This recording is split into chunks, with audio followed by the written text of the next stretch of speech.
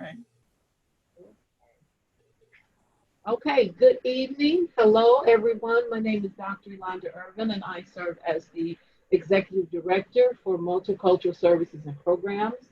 I want to welcome each and every one of you to our first Radical Self-Care Mind series. So this is the first in the Mind series.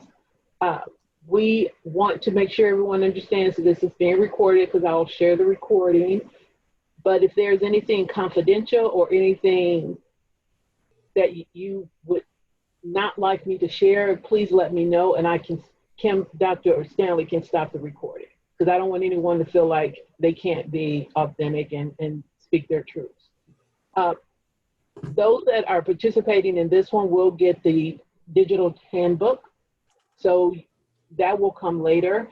Also, there is a raffle, I do believe, of 4 books, but Dr. Stanley can address that.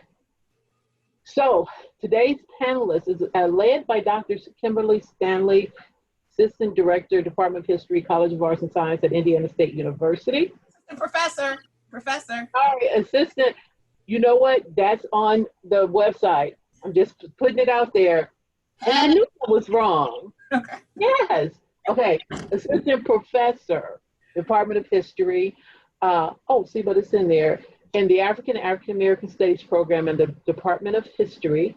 She teaches courses on African American and United States history and culture.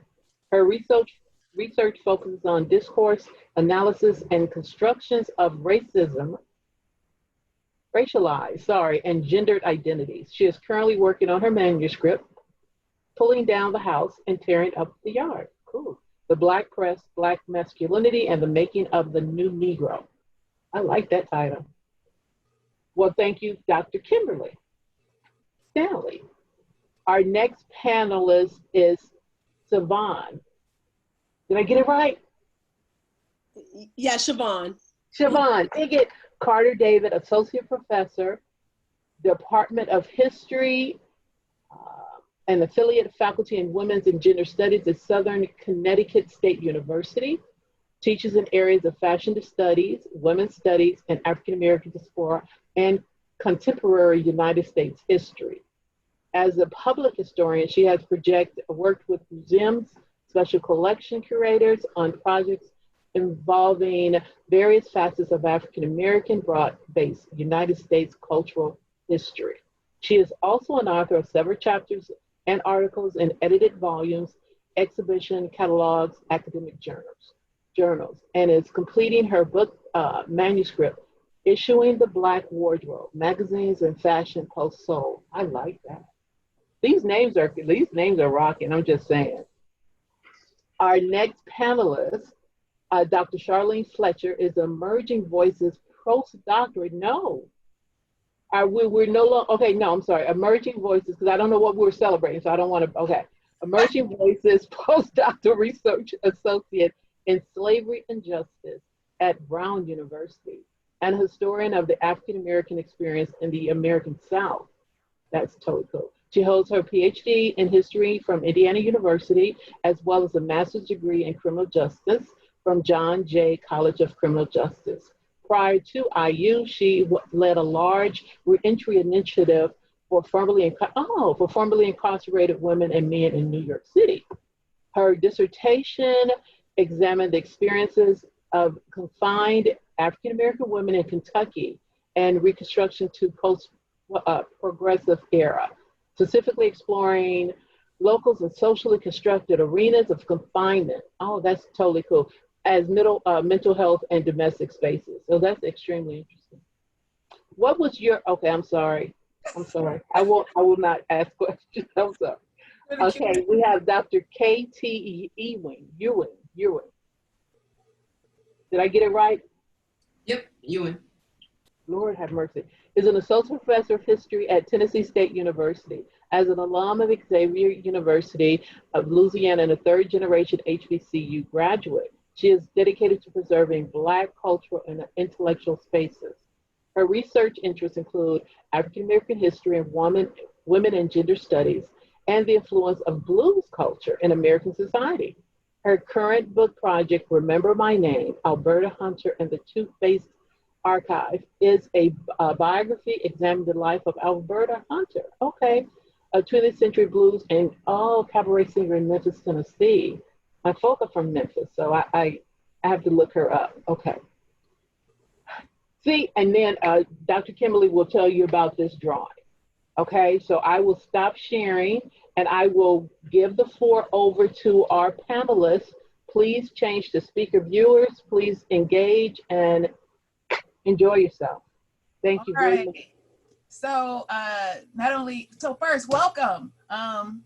Welcome to, I guess the sort of the inaugural or second inaugural presentation or panel on Black women and radical self-care.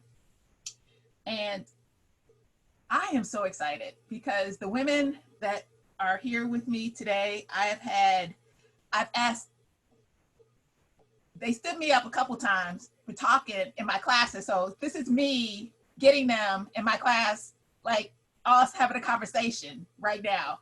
I know Charlene, Dr. Fletcher, can we all get an applause for Dr. Fletcher, who just got that PhD and now at Brown University. So yes. So I'm crazy right now, so I don't even know where to begin, but I will begin.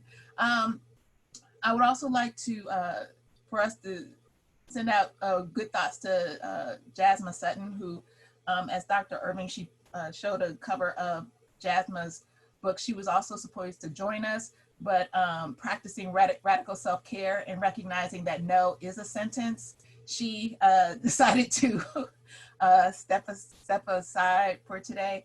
But to honor her and in honor of her mispresence, we will be raffling off 2 copies of her book. How that will work, I don't know.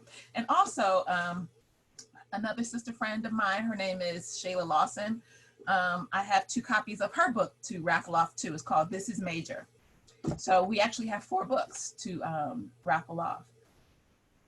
First, as we begin this discussion of Black women and radical self-care, let me I've already took our panelists through my processes for this panel, but let me, for people who are watching and engaging and wonder what this is about, when Dr. Irving mentioned her idea for a radical self-care panel, she sent out a list of ideas that she had, and I got really excited because there were some really great topics. And immediately following that email, I think maybe within 2 minutes, I get another email, and it's a personal email asking me to just do the history part of it. And I went like, oh, okay. Well, all these great topics that I wanted to do. But it got me to thinking about Black women who do history and why we do history, considering history is still very much a white male dominated discipline. How our presence is often marked with violence, not just like a physical violence, but we are entering in spaces that we, through microaggression and sometimes macroaggression, we are let known that we really, more walls and ceilings need to break down. We also, as historians, so that's just within the ivory tower. When we often enter the archive, we are often met with violence, either through the silences or what we study. Yet, here we are. And so my first question to Dr. Ewing, Dr. Carter David, and Dr. Fletcher is, why are you doing what you do? And how does history allow for you to actually practice radical self-care?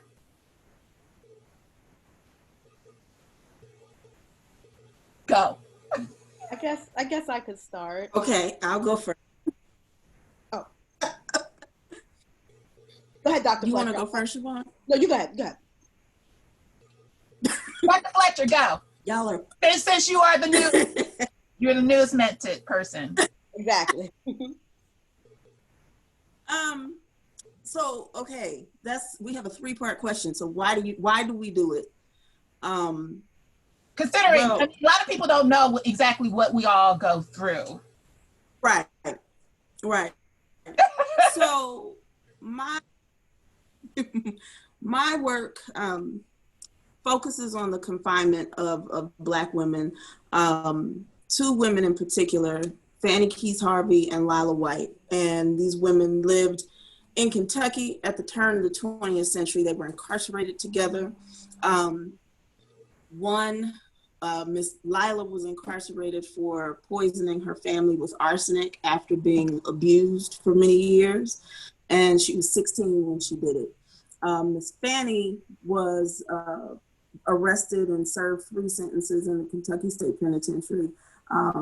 She was a hustler. She was a numbers runner. She was arrested for robbery. She was arrested for, vagrancy, a whole host of times. But she made her way to the penitentiary after slicing the ear off of a police officer in Covington, Kentucky in 1895.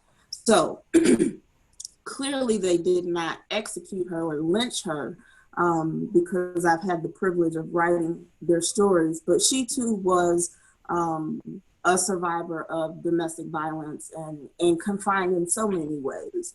And so one of the things that stood out to me, still stands out to me as I continue to write their stories is that what they experienced nearly 150 years ago, we're still experiencing right now. There is no difference. Historians always like to talk about change over time and if that exists and, the longue durée. No, it's the same. Black women are still experiencing the same things.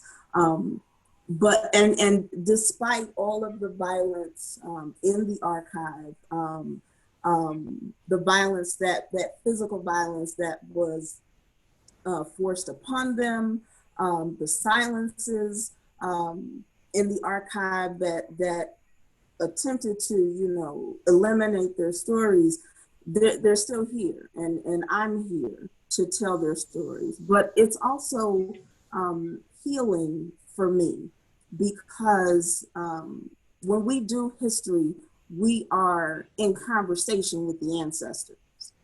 And being in conversation with the ancestors helps you to identify, the path that you're on. They share their wisdom with you. And in turn, you heal yourself, but you also heal that ancestral trauma that you are constantly interacting with in the archive. So that's that's the key reason I would say that I do what I do. With, all that Fanny and Lila have gone through, I too am a survivor. And so it's one of those things where you're able to look back and say, I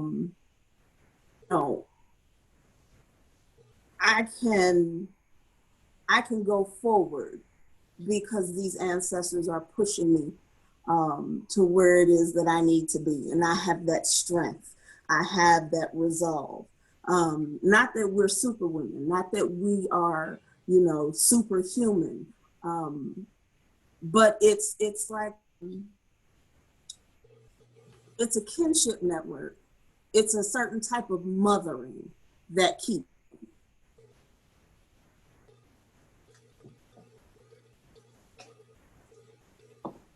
Dr. Carter, David.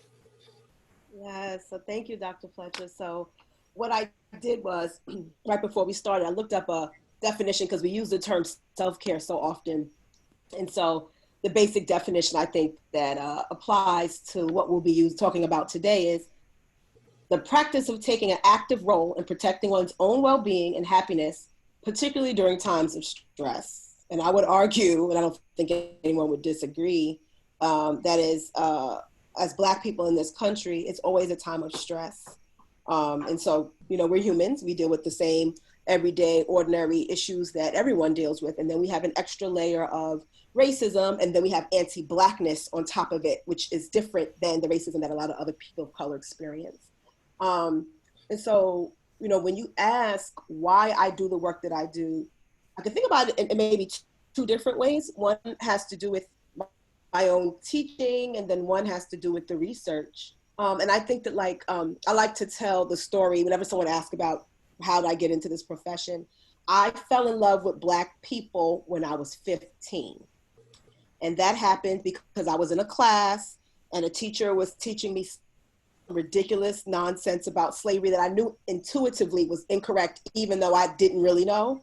And it just led me down this path. And then I had this epiphany that I'm sure we all have, that like, oh my God, we're so dope. And like, it's all been a lie. And I cut my perm off, and then like everything just changed after that. And my life has never been the same, right? And so I think part of what I do, it helps me out because I think that like, I don't know if we want to use that late 19th, early 20th century term. We're race women, right? That's what we do. We do race. It's important to us.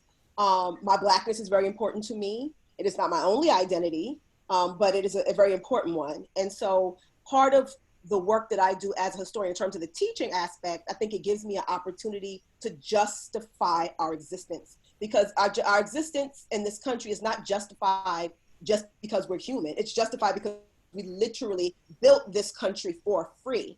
And so we all know that, and it seems very simple, but our students don't always get it. Right. And they don't understand the way that affirmative action operated as for white people for generations upon generations. Affirmative action was white. I think there's a book by that name.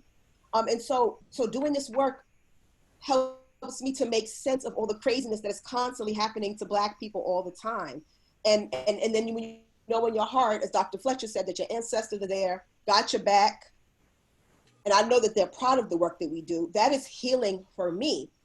The other part of it, so the research part of it, that's separate from the teaching part, although obviously they overlap, is that I'm always amazed by the way that Black people create worlds within worlds. Like we have literally taken the crazy, I mean, we have been thrust, it's literally unbelievable. And I say African Americans in particular, because unlike our brothers and sisters in other parts of the diaspora, we've always been a minority in this country.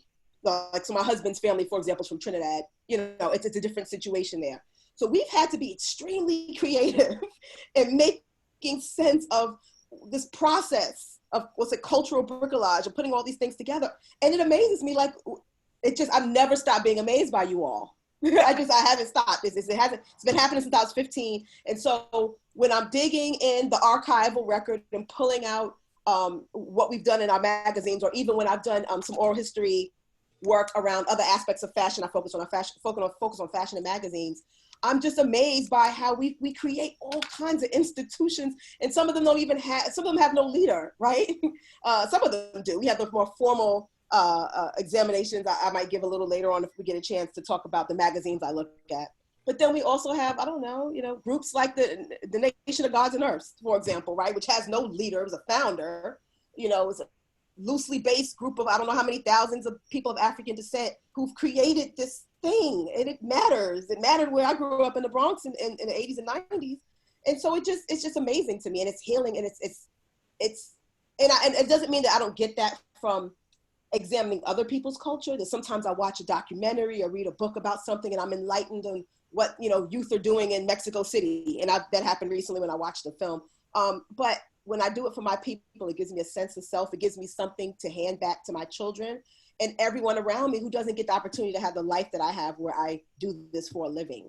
It feels good to justify how dope we are and to keep it going. I think that that's part of my purpose here on this earth, and it makes me feel good.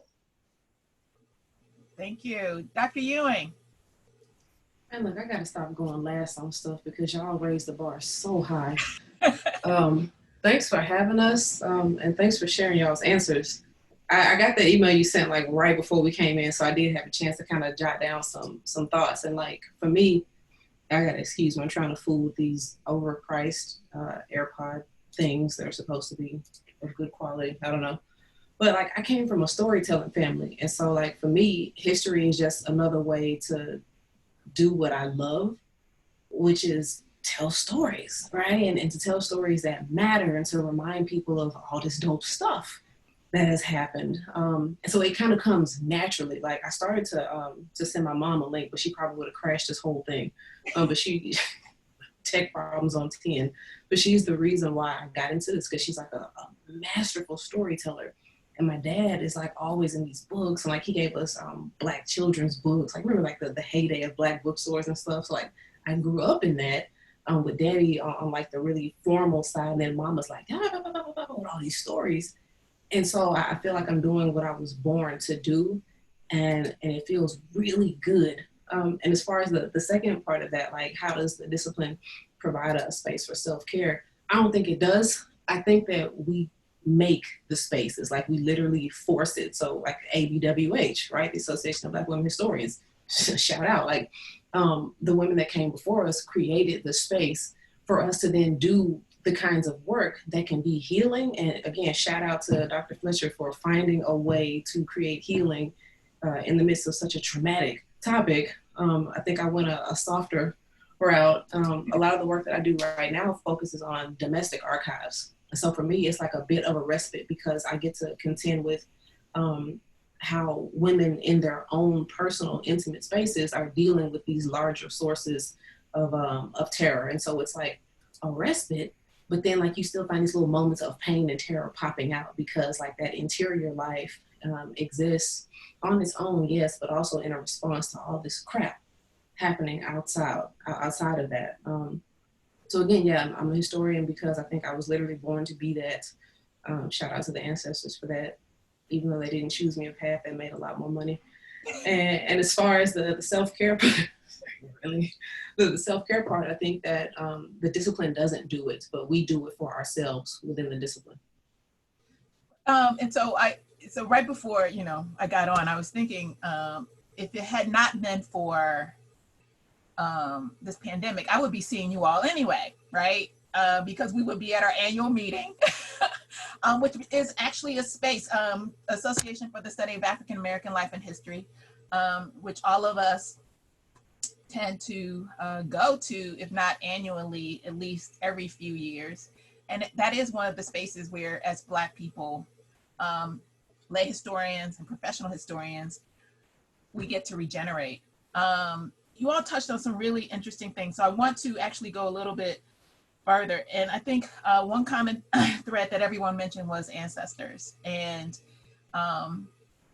just loving Black people, loving Blackness, loving Black people, and wanting, I don't even know if there's a word. Sometimes I feel like our English language does not provide enough letters for us, or at least me, to articulate the love that we have for Black people, and how we want to share that love, and so when it comes to, and so I think that's also for me part of that self-care. Like as many of you mentioned, it's like that epiphany moment. You're like, oh snap, this is it. I'm going to do this, right? And then it branches out from there. So writing stories of these women, how should we think about these women of the past and how they practice self-care? Many of you are coming up with new paradigms, new narratives. How should we think about, and I say, and I know I'm a multiple question, how might we also try to get rid of some of those tropes, such as superwoman and long suffering, and how, and so I'll stop there, and because I know you and y'all will pick it up from there. So go ahead. Let's begin with Dr. Ewing. If you think I didn't have my finger on the mute ready to go, but no, go ahead, Siobhan. Go ahead. You know what I was going to say? I wonder if it makes sense to go in chronological order of our research. Okay. I'm just thinking, just because okay, the way they're going to do self-care is different in slavery and the Reconstruction era in the early 20th century versus my era, which is like post-civil rights. Okay, so Dr. Fletcher and then Dr. Ewing. Okay, so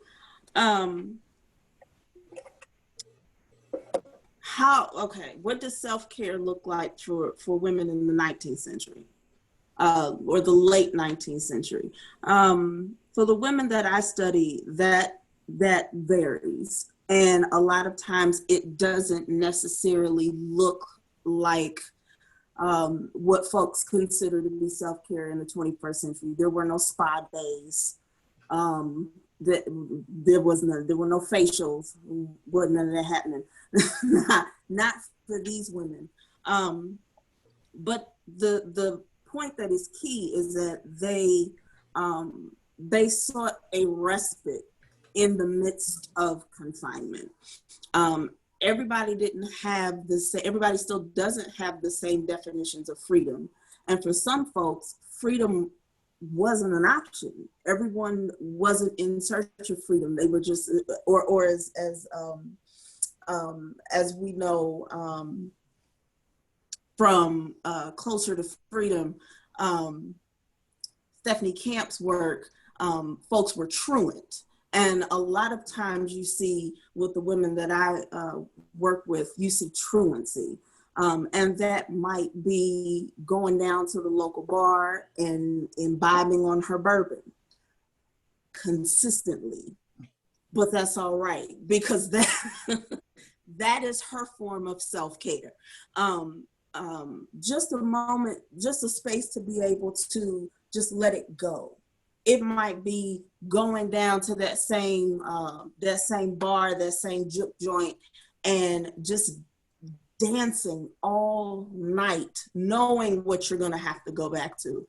And for some, I give the example of Lila quite often. So she's a child, she's 16. And she had been working as a domestic since she was 11 years old. And home, we tend to think of as this warm and fuzzy place. And, you know, that's where you go at the end of a long day. But for her, that's not where she wanted to be, because that's where the trauma occurred. That's where it persisted. And so she found self-care at her employer's home in a white household. She was a domestic for the county comptroller. And in that time period where she would stay late at night to work, she taught herself how to read and write. And so she was able to move through the rest of her life in a different way, because she had that space to do so. So it doesn't seem like the typical idea of what self-care should be, but sometimes it's not about just breaking free completely of whatever it is that's holding you down. Sometimes you just need that freedom in the moment. You need that respite and so that's what self-care looks like in the 19th century. So I'm liking this idea of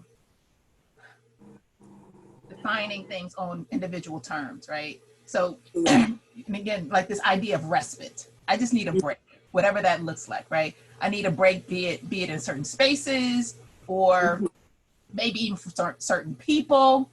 But that idea of agency and taking, right? Absolutely, absolutely.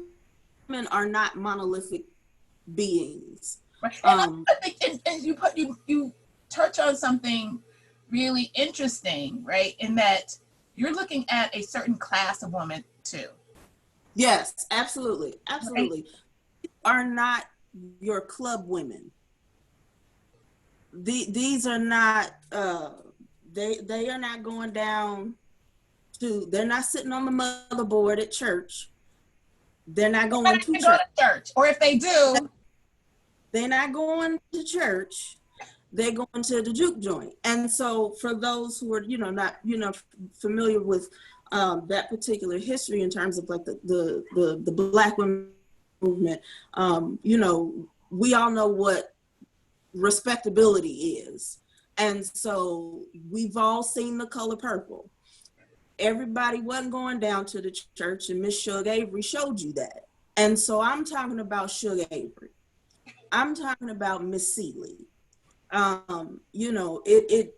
These are the women who are often overlooked because of their class. Your common everyday, I'm working to make ends meet Black woman. And even though we may fit into a similar socioeconomic status, that by no means, by no stretch of the imagination means that our experiences are the same, our desires are the same, or the ways in which we pursue those desires or those respites will be the same, because they won't. They won't. And so my goal to shed light on those women, because we tend to brush them off as a certain way about them, not just brush them off, right? True. Yes, that's a better way to say that. Absolutely, absolutely. Dr. Ewing, dovetailing. I mean, Alberta Hunter, Look, come on, blues women. Tell me. Look, Dr. Fletcher took me right where I need to be by introducing the cast of characters that I deal with. And I don't know if it's going to show up all the way or not, but that sketch I have behind me, that's Alberta Hunter right there. So shout out to her. And shout out to the lady that sketched her. She couldn't quite get the arm right, so that's actually my mama's hand you're looking at on Alberta's body. Little improvisation there. Before I talk about Black women in self-care in like the early 20th century, so I don't want to get too far into Dr. Carter Davis territory, but shout out to Stephanie Evans for the work that she's doing on self-care. I knew, right? Because she takes this woman that we tend to associate with like struggle, and hard work and saving everybody, and she moves her from being like a warrior to a healer, right? I'm talking about Rosa Parks. Probably should have said that from the beginning, right? And I really like that work that she's doing. In my own work, when I'm thinking about Alberta Hunter, so she is a very public figure. She's an entertainer, right? She is out there on the circuit all the time, long days, long nights, people in your business, all this kind of stuff. And she wasn't frivolous. So she's very much a blues woman, but it's her job. So she's not even a real Suge Avery type. She don't want to be bothered. She goes there, she does her work. No, I'm not drinking with you. No, I'm not cutting a rug with you. I'm going home. So for her, self-care was treating a job like a job and never letting somebody think that the persona that she had on stage is who she was. And so her ethic of self-care is actually keeping people out of her business. And I love that because so much of Black women's lives have been constructed as public property and public interest. And so many Black women, including Alberta, are like, no, right? You're going to stay out of my business. And while she's working to make sure that she's not forgotten, right? So she's constantly putting a lot of stuff in the public intentionally. But she's doing what I call two-phase archiving, which is saving two different versions of herself, right? One for the public, one for herself. And I think that is one of the ways that she cared for herself. And it's something that a lot of Black folks are real familiar with, keeping folks out your business. Right. And I think that's also very different from not airing out your dirty laundry, right? This isn't about secrecy. It's about that very fundamental right to privacy. And she was very, very adamant about that. Yeah, so that's so this idea of not only setting clear boundaries, which I think many of us are familiar with if we look back at some of the women in our lives, but one thing you mentioned that I think is also when we think about Black women and radical self-care is, as I mentioned to you all too, that Black women historically were all access. And the things that they did, meaning what I mean by all access, their body, people had access to their bodies, not just their physical bodies, their reproductive bodies, their laboring bodies. And so how did they, and so we also have to think about what did they keep for themselves, right, in order to sustain. And so as you mentioned, right, to keep something for yourself, that Miss Hunter kept something for herself. She put up, be it a wall, be it boundaries, all these things. And so we also, I think when we look at these histories, right, and we people, such terms as quiet as it's kept, or all these phrases that we know that Black women say, right? Black women's spaces. And when I talk about, I mean, I forgot to mention last night, I mean, versus last night, that was one of the most blackest womanist spaces that those two women let us in on, you know, talking about their own grief, you know, their cooking, how they nurtured one another, right? But still, I kind of felt like there was something they were keeping for themselves. So again, like knowing that, and even as an entertainer, Alberta Hunter is public property, but as you mentioned, right, she's very clear that this is my job. And you get that, and I'm sure Dr. Carter, because she does fashion and magazines and things like that, you know, we get that a lot with people separating, this is my job, don't confuse my labor from who I am. This is what I get paid to do. You do not have access to all of me. And that's something that you find as you, at least if I find in my own work, and I'm sure you have all found in your own work too. Dr. Carter David, taking us to the mid 20th century to the 21st. Yeah, so my work is really late 20th century, kind of beginning unofficially in 1970. And I think my archive is different than Dr. Fletcher and Dr. Ewing's because mine is more contrived and prescribed, right? So you all are writing about individual women. I write about magazines that are trying to be prescriptive and off a frame of reference for how Black women might live. And so I was thinking in this idea about how the women I write about experience self-care was really giving Black women the permission to talk openly in a magazine in an intraracial sense.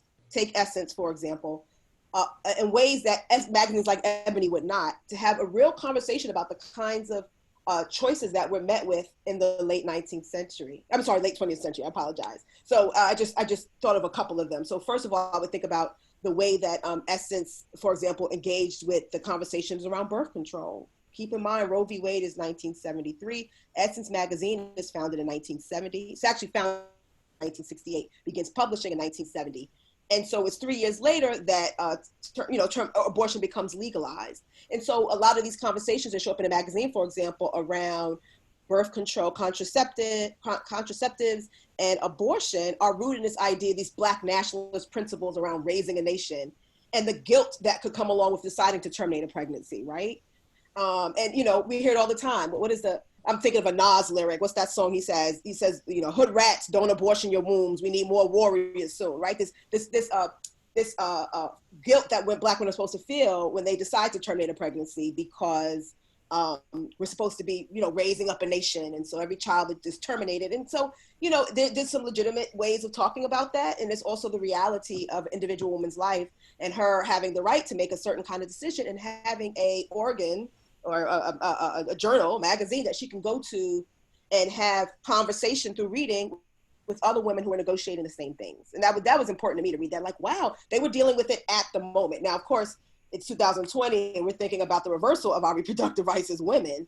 But it meant, we're talking about the early 1970s and we're thinking about not only in a way that's raced, but just women in general having to engage with this for what the extra pressure that Black women have to deal with in thinking about carrying on a legacy and not allowing ourselves to be victims of a, you know, eugenic, what do you call it, family planning system.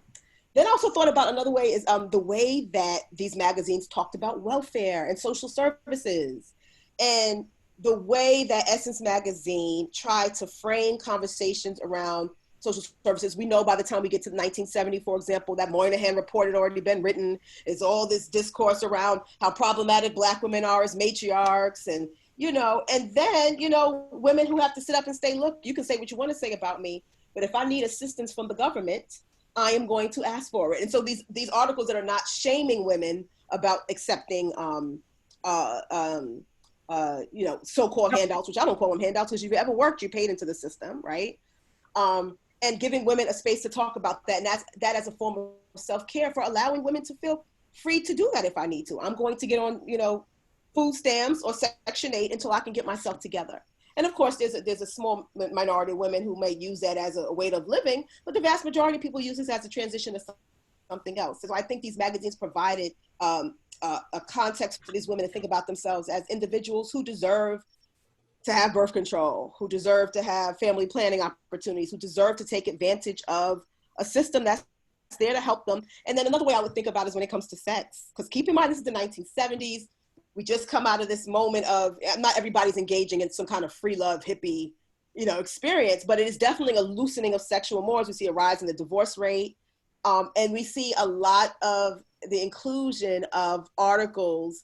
And by the way, there's reader responses to this too. And then there's editorials that come out in response to that. And then there's all kinds of opinion pieces about, dating married men. I just jotted some things down. Same-sex love in a time where people may not have been interested in talking about this or feeling open to talk about this in magazines. These are all issues that magazines like Essence were engaging. Having multiple sexual partners and how to make sure you don't get pregnant and catch a disease while doing it. Shacking up, which was a big deal. I mean, now we don't think about it as a big thing. It was still a lot of social pressure to get married, right? To before you cohabitated with someone. And then of course, later on, by the time we get to the mid to late 80s, a conversation around AIDS and women having honest conversations in the magazine as well about how they contracted it. And so, so I just threw those some ideas around ways that magazines are shaping an idea about what it means to be a Black woman. It allows you to be free in some ways, and at the very least, understand you're not the only one, and the choices you're making are legitimate. Right or wrong, in whoever's eyes, they're legitimate. They're legitimate responses to the social conditions that you're facing right now. So what I'm noticing between all three of you we're talking about, and I deal a lot with this in class, especially classes on when I teach about culture, and especially Black women's culture, are spaces. Be it the juke joint, be it the club, be it a magazine where Black women connect with other Black women. What are, so going back to, I guess, thinking about the history of and now I'm thinking of one of my favorite people to think about is Anna Julia Cooper. And right before this afternoon, I actually watched Dr. Evans's video on self-care, and Dr. Anna Julia Cooper talked about Black women as, not only did she write When and Where I Enter, the whole race enters with me, right? She also sees Black women as the source of regeneration, right? So if we are to think about Black women as spaces and as the source of regeneration, what does the future look like in regards to self-care? Can I begin? Sure. I'm going to do this. I'm going to use this opportunity now to share what I was able to pull together of my images. So, and I think that this speaks a little bit, at least, to the future. Okay, so what you're looking at here is one is a American Airlines ad. They're both 1970s. I apologize that I don't have the exact dates or page numbers, but they're both from Essence magazine. And it's about travel. And I have taken a lot of joy. I'm in some of these travel groups on Facebook. And one of the big ways that I think, major ways that Black women in the last few years that I can think of have pushed this notion of self-care is tied into the right for us to disrupt this idea of mapping our bodies by moving beyond the boundaries of where we're supposed to be. The sister's book, Demonic Grounds. Oh gosh, I apologize. Dr. Hugh, you're nodding your head. I apologize. McKittrick. It's escaping me. Yes, McKittrick, right. And so, some of this is about very theoretical text, but about how sometimes your destiny is going to be determined by where your body lands, and then tied into your skin color and how you're mapped in particular kind of ways. And I think a lot of these travel groups are pushing back against this idea. Not only that Black women can travel, but that we can travel to the places you don't think we're gonna be, right? So yeah, you might see me on a Caribbean island, you might see me going to even Carnival in London, but are you going to see me in Asia? Just these different kinds of places where we wouldn't normally show up. But a precursor to that is Black women travel, which obviously predates this moment in the 1970s. I focus on the 1970s because I'm a scholar of this era, but I had wrote an article a few years ago, a book chapter, and it focused on Black women in travel in the 1970s. This is at a time where we're only very recently moving out of a moment of segregation. So where Black women, Black people in general, had the opportunity to travel in ways that we couldn't before. But also, it's cheaper to fly. And so now we have ordinary, everyday, maybe lower middle class people who can afford to buy flights, places, and travel. And so what happens in Essence magazine in the 1970s is all these, I would call them self-care articles. Some of them are love stories about traveling. As you see here, this woman often makes it possible to see things more clearly. I think she was getting over love and met somebody in Paris, and this is her looking at the Eiffel Tower from her window. Here you see this American Airlines ad, 2 Black women who are on their way somewhere. But these women are making a decision to travel in a way that they wouldn't have been able to afford because they wouldn't have been able to afford before. Also can travel where they want to, even though we know discrimination still exists. We can go to places we can't go before, but also it's the 1970s, right? Some folks call this the me decade. We have the intersections of second wave feminism, but then also this Black nationalist principle that people are really engaged with. And this all gave Black women the freedom to not only travel to certain kinds of places that may or may not have a cultural connection, but also going sometimes alone to search for love or just sex. Sometimes it was just going for sex, right? And so these stories were very, I loved reading these stories as I was looking through this working on this piece. Travel stories, some of them are based on love, some of them are based on just sex. Some of it is, again, prescriptive stuff, like make sure, you have this, and this before you go. And, we're Black women, so make sure you dress a particular kind of way because they're going to think you're a prostitute if you're standing on the corner. Or, or just some of these ads that are making you feel comfortable, like maybe I can buy a ticket. And so I just think that I'm happy to see Black women traveling.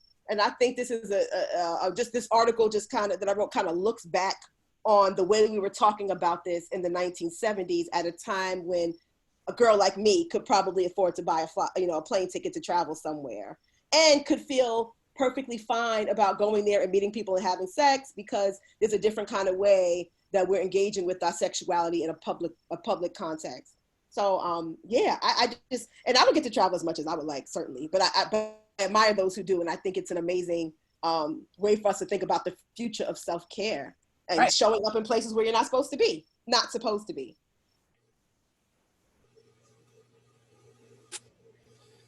So if I can jump in here, I want to go back to sex. Yes. But I want to go back there. Because Siobhan brings up this right on time when you're talking about the 70s and the idea of free love. And I just wrote a short piece on Marsha P. Johnson and Sylvia Rivera, and have been in deep conversation. Wait a minute, you have to explain who those 2 women are. Yes, I'm sorry. Okay. So P. Johnson and Sylvia Rivera are I would consider them to be the vanguard of the modern LGBTQ movement, rights movement. They were leaders at Stonewall 51 years ago, the founders of STAR, Street Transvestite Action Revolutionaries. They, worked to make sure that LGBT youth in New York in the 70s did not go homeless. They had food when folks got locked up. Marsha P. Johnson made it a point to make sure that folks got housing and medicine, and they were HIV AIDS activists, and just dear to my heart. And so we definitely associate the 70s and the 80s with this broader acceptance of sexuality, but those things were also happening in the middle of the Victorian era, where think of everybody as prudish. And yeah, there were a lot of prudes. However, there were still people, particularly Black women, who were making conscious decisions about who they wanted to be with, when they wanted to be with them, and where.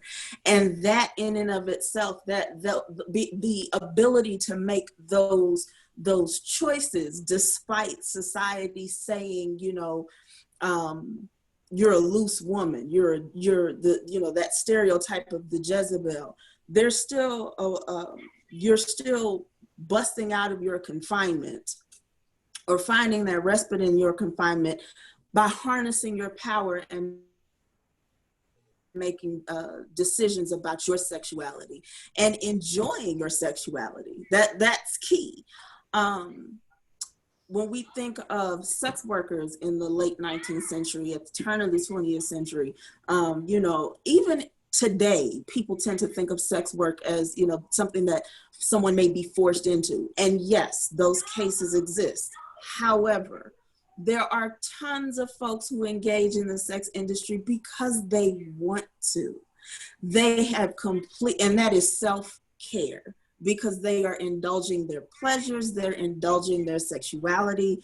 And so I think that, you know, sometimes you have folks who just, we're not gonna talk about that. We gotta talk, you know, the patriarchy, but being able to harness that, that in and of itself is self-care, particularly for Black women. And I'm here for travel. Let's go.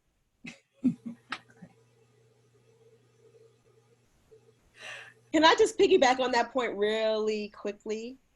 I think that it is an important point because when we think about sex as self-care, sex feels good.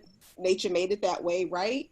And then, of course, all the ways that Black women have to fight against stereotypes about our sexuality. And then also saying, but there has to be a way to just be sexual that I want to. And I appreciate that that's doing that. I could be wrong, but I think there is a paper that needs to be written, and maybe it already has, I don't know, about what Rihanna has done in terms of self-care and sex, and a woman who has been unapologetically sexualized in her way of doing things, and the pushback against that. Because I remember not that long ago where I was like, oh gosh, she's showing under boob or under cleavage, whatever it's called. And it's, you know, and just, but yeah, it's a way to talk about it. And I think self-care is giving ourselves the freedom to do that. And that's kind of new for us. And you're right, as Black women. Well, I agree in that way, and for it not to be as stigmatized. So a couple weeks ago, I got into this conversation on Son of Baldwin, and we were talking about, and this is also what I would love for Dr. Ewing to pick up too, is we were talking about Janet Jackson and desire and pleasure, right? And how she's often, as you know, overlooked in regards to, here's a woman that actually but performed self-pleasure and desire. And and when you think about this history, right, she comes from a long lineage of women, you know, Ma Rainey, all these blues women, and prior to that, that performed pleasure, right? They stood outside the respectability, you know, that line of respectability politics. They took the hit for it, right? And so that negotiating that line, you know, because, you know, it's something to be said in the 21st century. I think I've just finished also, I'm doing a lot of watching of videos today. Kimberly Foster did something critiquing WAP, and she was mentioning the hoe aesthetic, right? And, you know, so we've come somewhere that we have begun to theorize Black women desire, and possibly moving out from desire for desire's sake and not for desire for labor's sake, or desire to be, you know, as a certain class thing. But, you know, I think as a, you know, group of people, we are still, respectability politics, it's always pushed up against, right? We're always pushing up against that. And so it'd be interesting to think of a new shift in how we think about Black women and desire and the history of Black women and desire. All right. Did you just give me that question? Lord, I'm thinking I'm going to answer the other question. So really quickly to answer your second question, and then I'll double back to the initial one.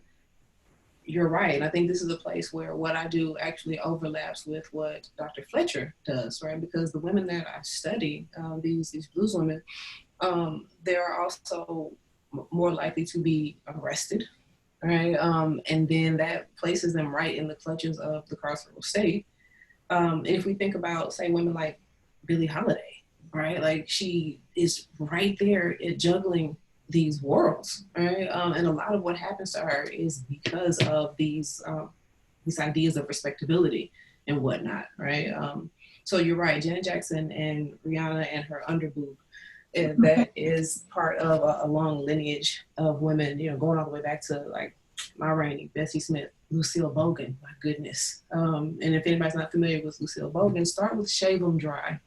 Let's just go ahead and get right into that one. I will not be quoting that on anything recorded, but yeah, Shave 'Em Dry, Lucille Bogan. Check that out. So here I was prepared to do all the unsexy stuff, and you dropped me right into the middle of the sex. I'm going to come out of the sex, okay? I'm going to cool everybody off, and I'm going to answer that initial question. Lord, by let's say, so where do we go from here? Like, what do we get if we center the experiences of Black women in self-care? And my first thought was, we get free, right? And we get free by investing in self-care. And again, to speak to Dr. Fletcher, I love calling you Dr. Fletcher, I love it. To get into Dr. Fletcher's research, right? This means prison abolition, right? This means truly loving Black people. So I'm going to give a 3-generational response to this prompt about self-care, right? Because in the world that we live in, it's still, sadly enough, radical for a Black woman to choose herself.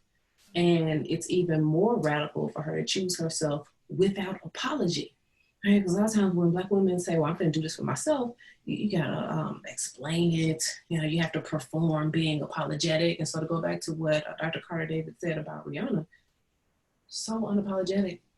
You know, I'm going to give you the underboob. I'm going to give you the traditional cleavage. I'm going to give you the nipple. You're going to get it all. And you're going to deal with this sexiness. So my grandma, when she would choose herself, she would apologize.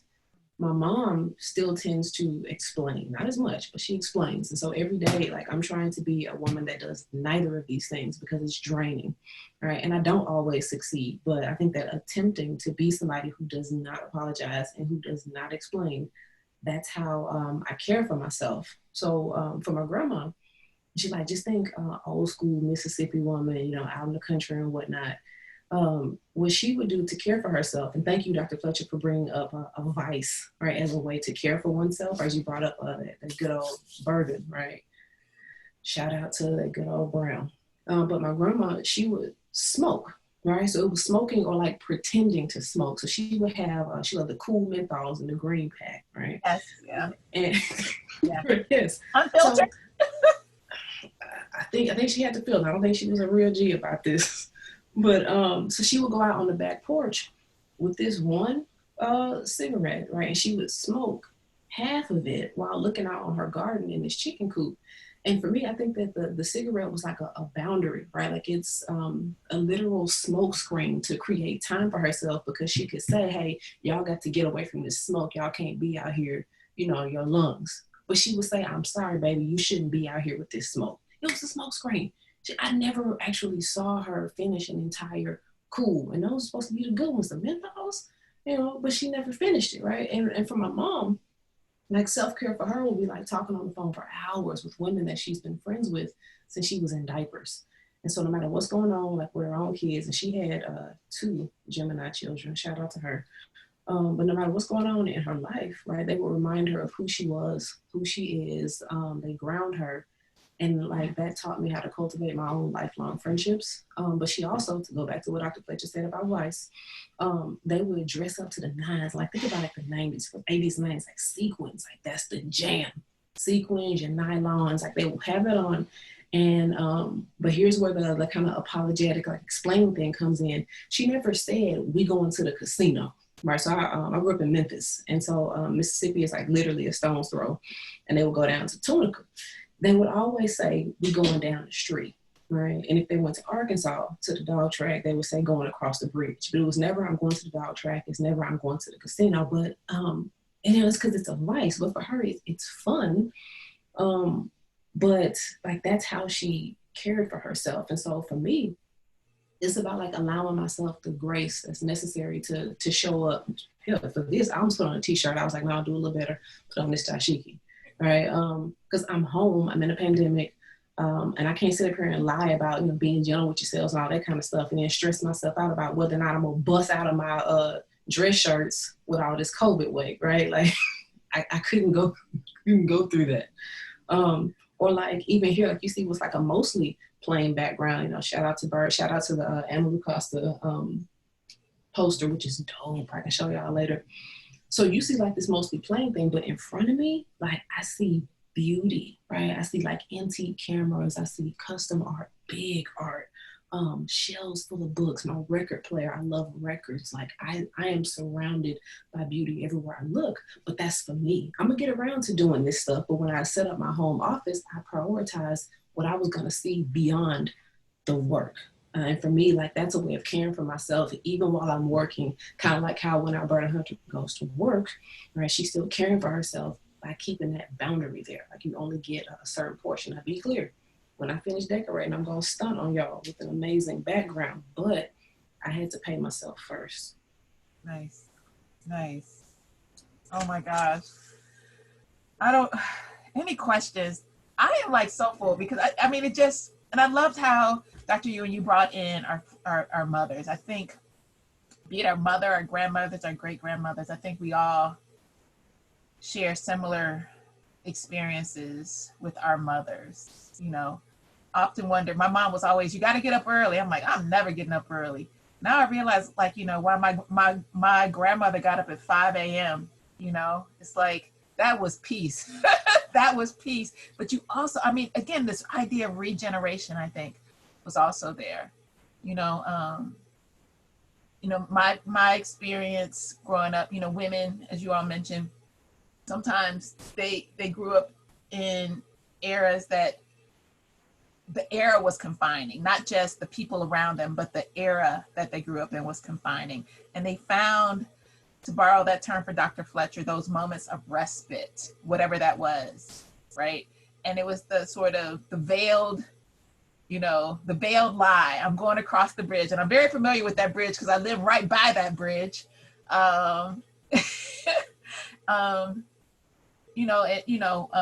Or smoking that cigarette, or, you know, just any of those small, I mean, they were just so minute, right? But it was for them. It was theirs. Yeah. I just wanted to say one thing. So I think, Dr. You did an amazing job talking about fashion and then even what design could look like. Because I know some people, we might be concerned about what people see behind us now that we're on these Zooms. You're concerned about what you're looking at, right? But also, when you talk about that cigarette, I remember reading one of Andre Leon Talley. He was a editor-at-large for Vogue for many years, a black brother from North Carolina. He talked about luxury, but we might think about it as self-care. He talked about how his grandmother I think she was some kind of domestic, but what she made sure is that every week she had crisp white sheets on her bed. And she washed them and she hung them outside to dry in the sun. And that was luxury for her. But I think self-care is another way of thinking about that, because those sheets were clean. I'm sure they smelled good. They were cool on her skin. And as hard as her life may have been, that is something that she had to make herself feel good. And it could be like a cigarette, or it might be 2-inch heel. Cutting up your AP a little bit. Right. Exactly. Right. It's your heels. I know a lot of women, it's their heels, or that fur coat. So yeah. Anything else? I know we are only scheduled for an hour, so I don't want to take up too much time. One, if anyone has questions, thank you for people who saying that they've learned a lot. Again, a shout out to Dr. Evans, who, as Dr. Ewing mentioned, it's doing this great recovery work on Rosa Parks and looking at how, you know, her use of self-care through yoga. And it also made me think of people like Tina Turner, who became a Buddhist, and other ways that, you know, if we want to go down the spiritual path, right, how Black women are somehow moving away from Christianity and it's choosing other methods of spirituality to empower themselves. And I think that's also important when we think about self-care. And what else? My notes. You have a question, Dr. Stanley. What does self-care look for us, and what do we take time to indulge in? I'll let y'all go with that. Thank you. Kadia. Hi, Kadia. Go ahead. You know what? I'll take a stab at it while we still have Vice on the table and whatnot. I like to, when I can, watch movies. I'm really missing being able to go into the theater. But I guess the upside of me having to watch more films at home is that I can also enjoy it with things that only people over a certain age should enjoy, right? Some nice bourbon. Trying to keep this work appropriate. Naps. Like, I don't know if y'all have heard about the nap ministry, but like, get into that. Like, I have been on these naps since college. So like, I'm really glad that you have this Black woman that is leading the charge and saying, look, sisters, lay it down, recharge your body. Everything's still gonna be there when you get up. Take a nap, right? And so I'm on that. Nature, pets. Thankfully, the kitten finally went to sleep. When we first started, it was like literally crawling up my shirt. But like, there's something that's really soothing to me about like animals, and being in nature. So that's pretty much what I do. So self-care for me has been, and some of it's the same. Adult beverages always nice. Nature's always nice. I have a backyard. But one thing that has been self-care for me, especially since we've been in quarantine or social distancing, whatever we're doing in this pandemic, and I'm home with my kids, is laying on the bed with them, watching movies on my laptop, and I don't have any directives for them. And I'm not forcing my son to eat his vegetables. And I'm not forcing my daughter to, finish her math homework. And it's just us watching, a Nollywood movie or some crazy cooking show. And I'm not being mommy that has to be like overbearing and disciplinary. I'm being mommy that's just like laying here in my, camisole and my pajama pants with my kids, just watching a movie. Like being their mom without having to police their behavior or make them do something. That has been really nice, to just enjoy them as people. Oh, that's cool. Yeah. I have a little person as well. She's 9, and we do the same thing. She loves Minecraft. We watch Minecraft together, but I'm here for the naps.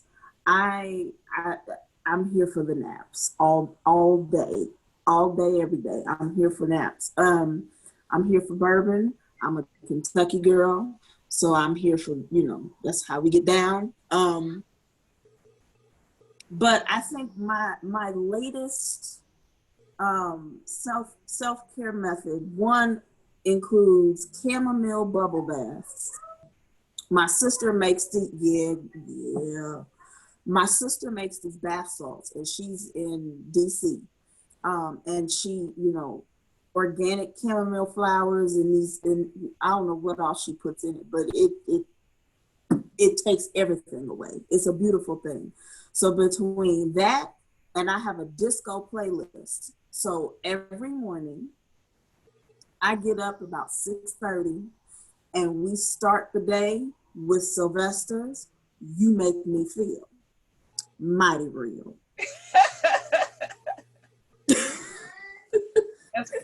Yes, hype music. Yes, that's what. I'm also a nature person. I'm one of those people who, I left the church a long time ago, and so I've been practicing a traditional African faith tradition for the past 10, almost 15 years. So when things get super, super stressful, I'll just go and sit by the river and just listen to her run, listen to her rush, and it just calms me down.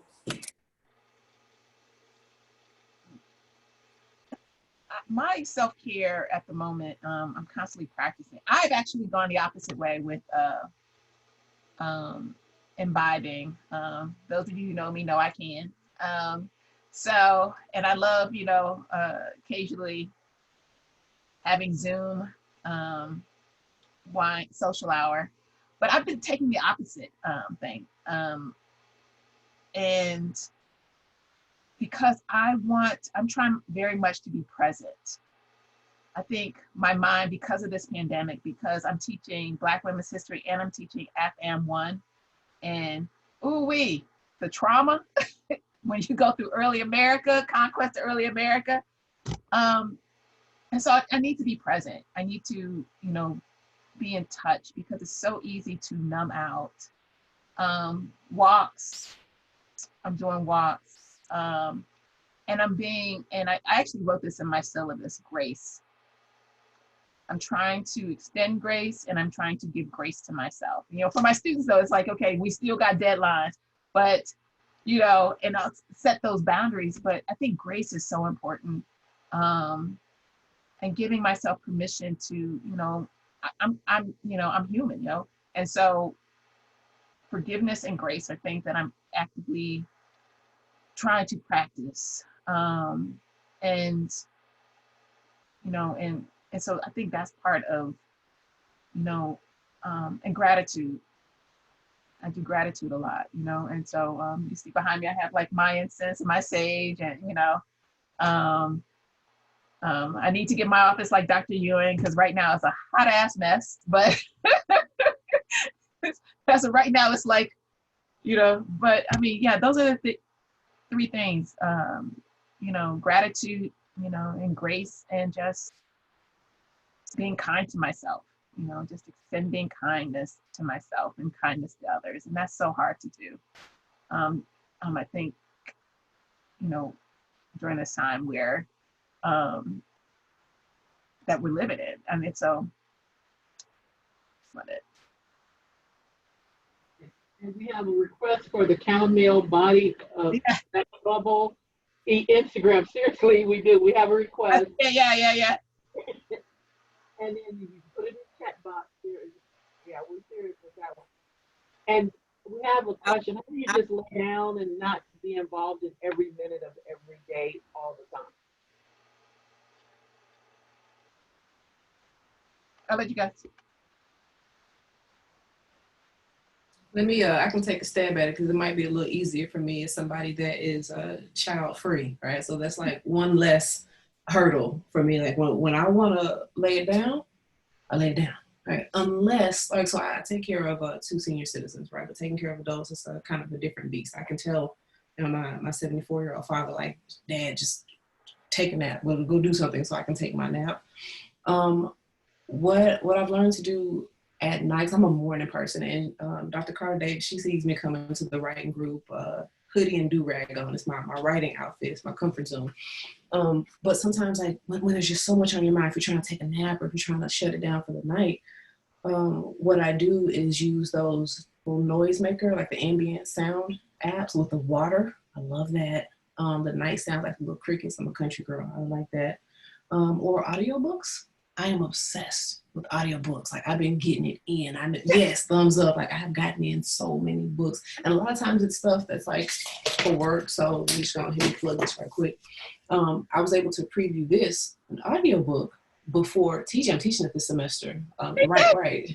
But then I'm also, like, right now I'm listening to a book about 3 Chinese showgirls around World War II. Like, there's a reign. It's so dope. It's so dramatic. It's so messy. But it kind of takes me back to childhood where my mom worked at night, so she couldn't do this. My dad, he would read to us every night. And so if I'm listening to a book, I'm in the bed, I'm out. Which is why it's really good that audiobooks have those little bookmarks, because I'm going to forget everything. So maybe try like the ambient sound things or the books, and try to just drown out all this other stuff that you're going to have to do. And if it's something that you're afraid that you're going to forget, like, keep a little notepad by the bed and just write it down. Okay, I got to do this stuff when I get up. But just allow yourself that, because whatever is on your mind, whatever's stressing you out, it's going to be there. And it's not going to be the end of the world. I promise you, it's not going to be the end of the world. And you bring up another point that we, probably could touch on a little bit deeper, is mental health. Like we've talked about self-care in ways that when we talk about spaces and how women, but that's also about mental health. And so let's be clear that when we talk about, it's not just walking and physical health, it's also about mental health. And one of the reasons why I asked you about the future of how should we look at Black women and self-care, again, we need to get rid of this strong Black woman trope so much. It has, is killing us, right? And I think a lot of us have sort of the same story. Well, I never saw my mother cry, or I never saw my grandmother cry, or I never saw it's like they cried, you just didn't see it. And is it to our detriment that we didn't? Or, because in that sense, it's also about their self-care too, that, they're protecting us. But, mental health, Black women and mental health, that is something that we need to address. And I think that stigma within the Black community that, God can solve your problems, or, just buck up and be strong, or that's nothing. We need to acknowledge that that's not helpful. That is not helpful at all. It keeps, Black women in bad situations, keep Black people in bad situations, but Black women in particular in really bad situations. And it makes us feel bad about ourselves, because ultimately we think we're comparing ourselves to someone else, right? Without knowing, that other, you can't do it. You can't, like, oh, they got it worse than us. Well, worse than me. You don't know some other woman's situation. You just don't. So, so I hear you when, you just can't turn off the mind. I get that. But if it's beyond that, I'm always telling my students, like, seek out, talk to somebody. It's okay. It's okay. And real quick, because I see Dr. Fletcher unmuted. Dr. Stephanie Evans, she got a book for that too. Yes, she got a book. Jack, it's coming out. Yes, Stephanie Evans got a book for everything. She got a book for everything. It's good. You had a book. Dang, Stephanie Evans. I don't forgot what I was gonna say. I'll come back to it because I lost my thought. Self-care, getting help, mental health, which one? Yes, religion and just pray away.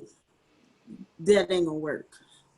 The Creator made the people who can help you. And so you have to go and seek out the blessings that's out there for you, whether it's in the form of a therapist, whether it's in the form of group therapy. We tend to run from these things, and I'm a good one for it, where, I can't say I never cry, but I am one of those folks who say to myself, if my grandmother made it through this, I can make it through. I'm real good for that. When I had my daughter, I was terrified, but I kept saying to myself, if my great grandmother had 11 children in a cold camp in Appalachia, I can do this. But that diminishes what I'm feeling. That diminishes my fear. I'm not expressing those things. I'm holding it in. And that's not fair to me. It's not fair to me, but it's also not fair to my little one in 30 years when she becomes a mother.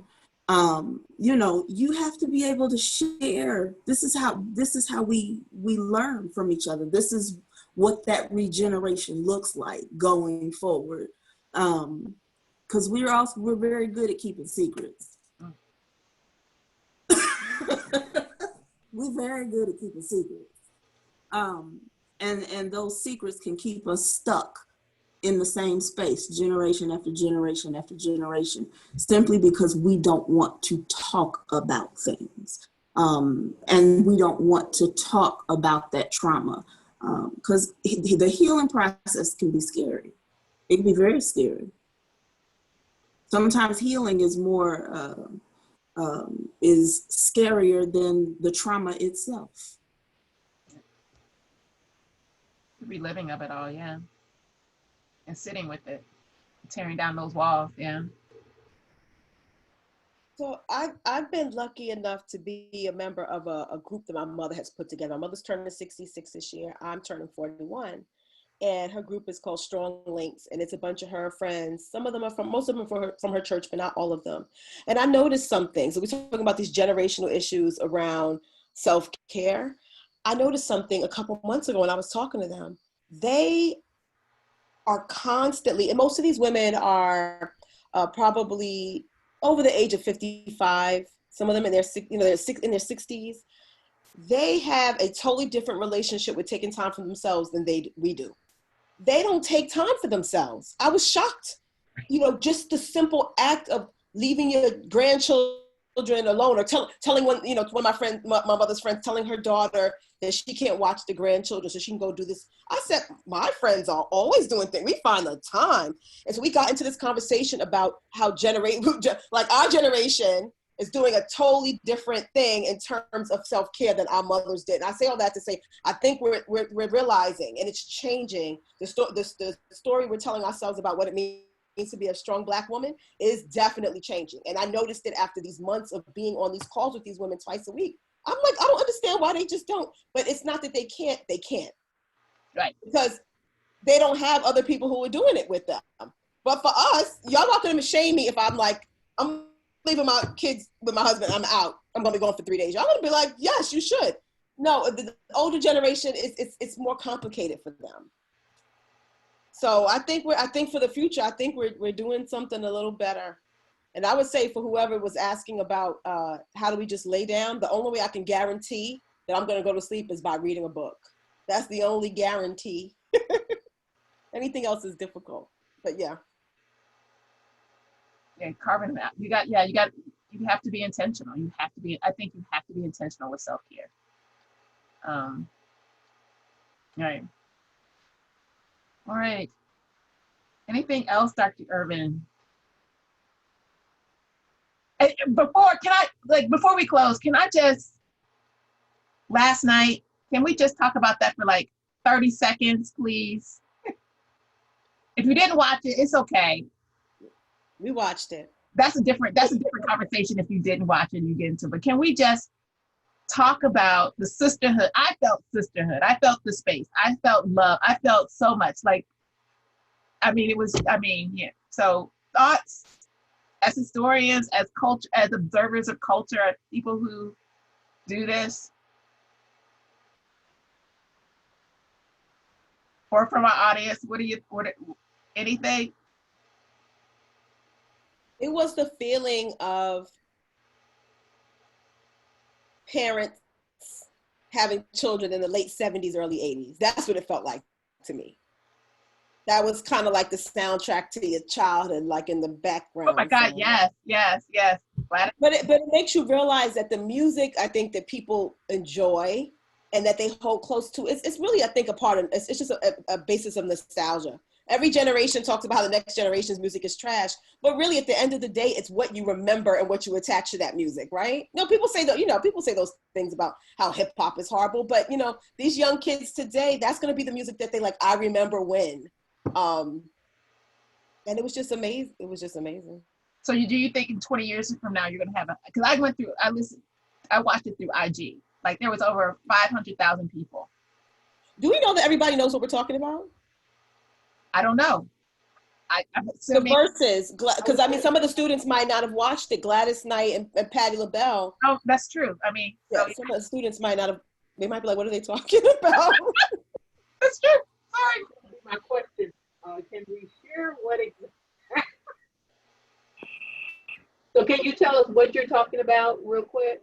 The verses last night between Patti LaBelle and Gladys Knight, and them basically not going through their entire catalog, but some of their top songs, and in between talking about their personal relationship and politics, and basically creating a space that I think a space that when you watch Versus, that's created. But for them, it was, they've known each other over what, 50, 60 years, right? And so it was and so you got to hear them talk about, cooking and their losses, and and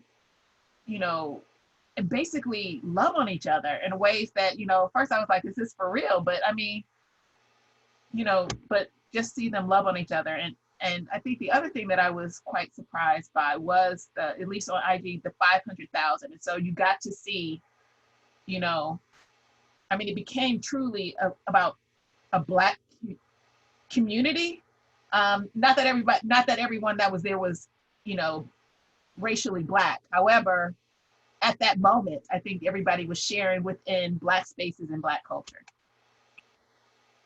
It felt like Sunday dinner. Yeah. It felt like Sunday dinner or the Friday night fish fry, where, everybody just gets together and family reunion type of thing. And I surely was not expecting to see Dionne Warwick, but that's a whole nother conversation. I was not expecting to see her. So that was a beautiful thing. That was beautiful. Mm-hmm. As somebody who studies Black women entertainers, I was glued to the iPad and watching that. What I loved, in addition to the performances, the storytelling, the way that Patti LaBelle had her shoes brought up on stage, and she said, I miss performing. So she brought what she missed about the old way of performing into this new format, and that was really dope to see. But also, as a historian, I love her citational practice. Right. Everything was so-and-so wrote this, so-and-so performed this. The way that she exhibited care in a really particular Black woman's way, when she lovingly said, that little heifer sung man at the table, right? She wasn't throwing this talented young woman under the bus. She took what is basically a pejorative, right, and made it a term of endearment. And that shows us something about Black linguistics. It was just so dope. And I think that it was a master class in looking at Black entertainment as Black history, as Black culture.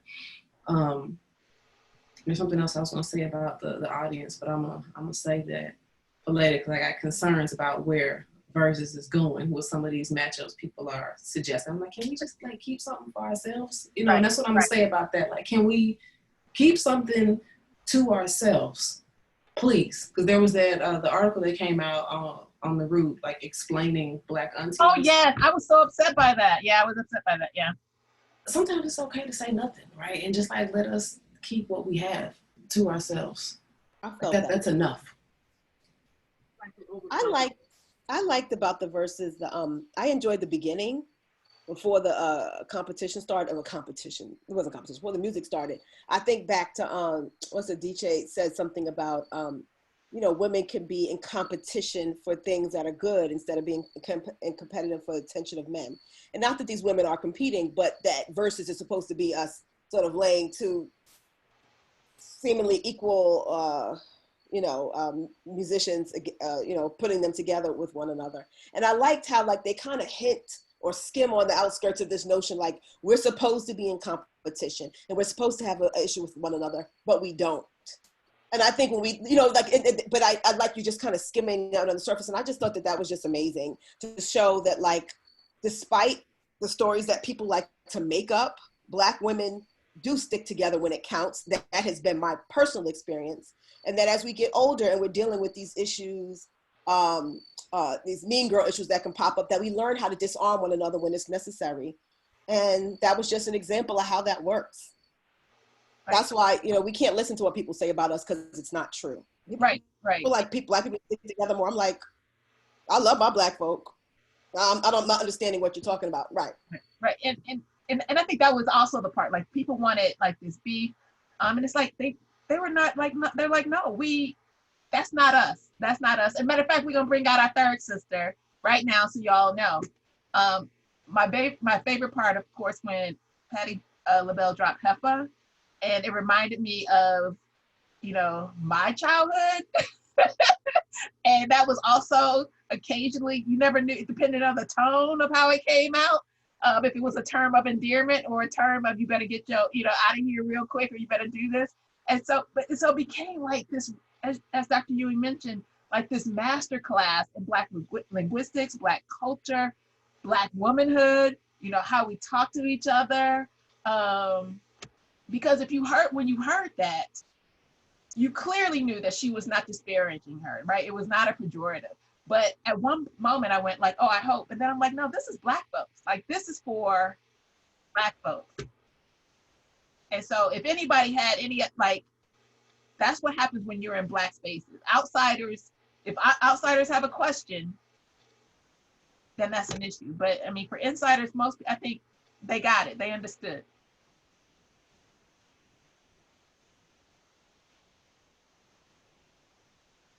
Your mic. I was talking too. I was really into it too. I don't even know what. Thank you, thank you, thank you, thank you. Dr. Stanley, Fletcher, Ewing, and Carter David. You all rocked. We kept our participants. We had some interactive questions. We will add questions from your conversation into the journal. So people who weren't here can reflect on the things that you all, I've been taking notes like ridiculously. But I really want to thank you all. Thank you all for attending. Thank our panelists for giving us this 90 minutes of serious, interesting. I've learned a lot. I thank you. I don't even know what word to say than thank you very much. Thank you. I would like to thank them too. I mean, I love my sisters, and so you know, Yeah. Thank you. You all put this together on paper, because I'm not even going to tell you about Dr. Stanley. You all put this together on paper in like 3 days. Martha's on the line with me. It was serious. So she called, you all ran, and you answered, and that just shows you what we do. So with that said, I thank you all. I will send you the registration for the other parts of the series. You are welcome to attend. Invite any and all that you want to show up, and we would welcome all. With that said, I thank you and good night. Thank you all. Good night. Good night. Thank you. Love you guys. Thank you so much. Love y'all. Y'all have a good one. This was great. I know, right? We did it. And self-care, I'm going to bed after this. After a glass, you know. I got to in the morning. You got to give me my meeting back. You still got permission. Would you please give me my meeting back? Oh, man. Okay. Oh, my gosh. I love the recording. Thank you. Wow, this is awesome. Yeah, but this conversation has made me feel, because I was going to stay up and try to work. No, after this, the day's over. It's a wrap. It's a wrap. And I just Val is actually, Girls Trek did those conversations during the summer. And that's what the next one is about. I forgot to say, it's the Daughters of. So we saw a lot of the conversations with Nikki Giovanni and Angela Davis. Right. Yeah. So that was, that's what started this whole thing. But thank you. Kim, would you please stop the recording so I can get... Sorry. How do I do this? Stop recording. Okay, there you go. Do you want to stop recording? Yes.